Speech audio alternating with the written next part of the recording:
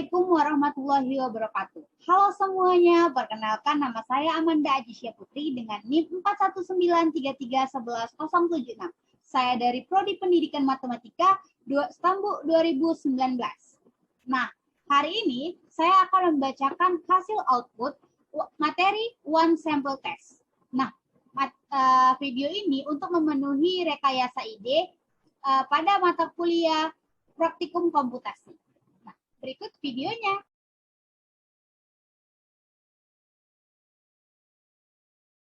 Nah, baik, di sini saya ada sebuah data daya tahan, ada pramugari. Di sini kita akan mencari one sample testnya. Klik analyze, lalu complement, lalu one sample t-test. Kita pindahkan tes variabelnya ke tes variabel, lalu kita lihat optionnya itu kita pilih 95% untuk confidential interval percentage-nya. Lalu klik OK, dan tidak lupa pula tes value-nya kita 4, karena pada soal itu daya tahan tes value-nya itu harus menggunakan angka 4. Baik, kita klik OK. Nah, baik. Sekarang kita akan membacakan hasil output yang terdapat pada data yang sudah kita input. Nah, pada praktikum atau data yang telah kita input itu berisi jumlah data atau N-nya sebanyak 26. Nah, lalu informasi pada data yang sudah kita input, min-nya atau rata-ratanya yaitu 4,77. Lalu standar deviasinya itu sebesar 1,861 dan standar error min-nya itu sebanyak 0,365. Nah, berdasarkan data praktikum yang tadi sudah kita input, diketahui bahwa T atau nilai T itu merupakan data hasil uji statistik, yaitu sebesar 2,107. Dan DF itu adalah derajat kebebasan sampel yang kita gunakan itu sebanyak 25 tanda tangan. Lalu ada seek to violet-nya itu yang dimaksud seek to violet ini adalah value hasil pengujian. Nah, value hasil pengujian ini sebesar 0,045. Nah, nilai uji atau nilai ujinya atau mean difference itu nilai rata-rata pengujian hipotesisnya itu sebesar 4. Nih test value-nya yang di atas ini.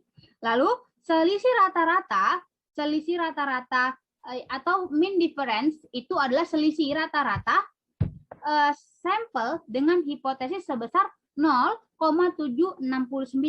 Nah, adapun selisih interval keyakinan yang kita gunakan tadi sebelum kita input gitu 95%. Nah, batas dan batas bawah ini itu berarti menunjukkan bahwa interval kepercayaannya itu 95%. Nah, 95%. Lalu untuk yang lower itu sebesar 0,02. Nah, dan uppernya ini, interval atasnya itu adalah 1,52. Nah, oke. Nah, dari situ nilai tabel dengan data 24 derajat kebebasan itu memiliki signifikan sebesar 0,05% atau 5%. Yang dimana itu bernilai 2,1,7. Kemudian itu berarti diperoleh value sebesar kita lihat to violet-nya ini sebesar kan 0,045, lebih kecil dari 0,05 gitu. Maka jadi dapat disimpulkan bahwa maka hipotesis HO ditolak dan HA diterima seperti itu. Nah, HO-nya tadi itu apa? HO-nya itu adalah daya tahan pramugari itu berdiri selama 4 jam. Lalu HA-nya itu diterima, kenapa? Karena daya tahan pramugari itu benar 4 jam per hari gitu. Nah, jika kita menggunakan tabel nih, tabel yang kita dapatkan nilai T hitung itu sebesar 2,1,7 lebih kecil dari T tabel 1,7.081. Nah, jadi dapat disimpulkan bahwa rata-rata daya tahan berdiri pramugari itu tidak sama dengan 4 jam per hari seperti itu. Jadi data yang sudah kita input itu diketahui bahwa pramuniaga atau pramugarinya itu tidak sama dengan 4 jam per hari dia berdiri seperti itu. Berikut penjelasan dari bagaimana cara membaca hasil data pada one sample test seperti itu. Baik, sekian dari saya. Apabila ada salah kata, mohon dimaafkan. Bye-bye.